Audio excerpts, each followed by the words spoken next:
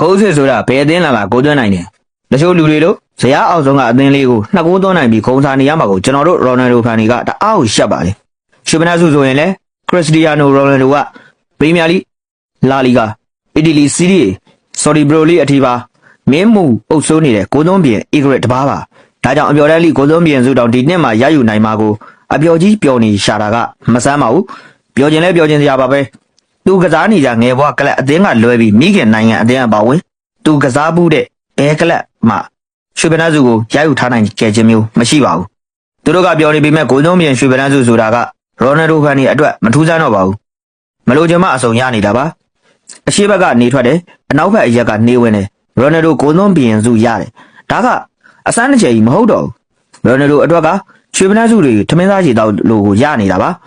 ဒါကတော့ဘသူကိုမှကြီးရွယ်ပြောတာမဟုတ်ပါဘူးစက်ချင်တဲ့သူတွေကတော့စက်ပါလောင်ချင်တဲ့သူတွေကတော့လောင်ပါကဲထားပါတော့အဓိကပြောချင်တာက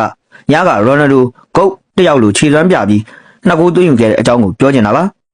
ပြီးခဲ့တဲ့ညကဟန်ဂေရီနဲ့နှစ်ကိုးစီတေးကြခဲ့တဲ့ပွဲပါပေါ်တူဂီအသင်းအတွက်နှစ်ကိုးလုံးကိုသွင်းမေးထားနိုင်ခဲ့တဲ့ခရစ္စတီယာနိုရိုနယ်ဒိုကတော့ကမ္ဘာ့ဖလားခြေစစ်ပွဲတမိုင်းမှာ39ကိုသွင်းထားနိုင်ခဲ့တဲ့ဂွာဒီမာလာလက်ရွေးစင်အသင်းတိုက်စစ်မှုကာလိုလူရဲ့39ကိုကျော်ဖြတ်ကဂိုးပေါင်း40နဲ့ထိပ်ဆုံးကိုရောက်လာခဲ့ပြီဖြစ်ပါတယ်ဟန်ဂေရီကပွဲစား10မိနစ်မှာဥဆောင်နိုင်ခဲ့ပေမဲ့ရိုနယ်ဒိုက22မိနစ်မှာချီပါကိုနဲ့43မိနစ်မှာဥဆောင်ကိုသွင်းယူနိုင်ခဲ့ပြီး61မိနစ်အရောက်မှာတော့ဆိုဘိုစလိုက်ရဲ့နောက်ကျ6ကြောင့်သေနဲ့ကျင်းနေခဲ့ရတာပဲဖြစ်ပါတယ်အသက်40ကိုကျော်လွန်နေခဲ့ပြီဆိုပေမဲ့လည်းရိုနယ်ဒိုရဲ့ဂိုးသွင်းအားကတော့ကောင်းနေသေးပါပဲကမ္ဘာ့ဖလားခြေစစ်ပွဲသမိုင်းမှာဘယ်ကစားသမားကမှဂိုး40အထိမရနိုင်ခဲ့ဘူးပါဘူးလက်ရှိကစားနေတဲ့ကစားသမားတွေထဲမှာတော့မက်ဆီက36ဂိုးလေဝမ်ဒေါစကီက33ဂိုး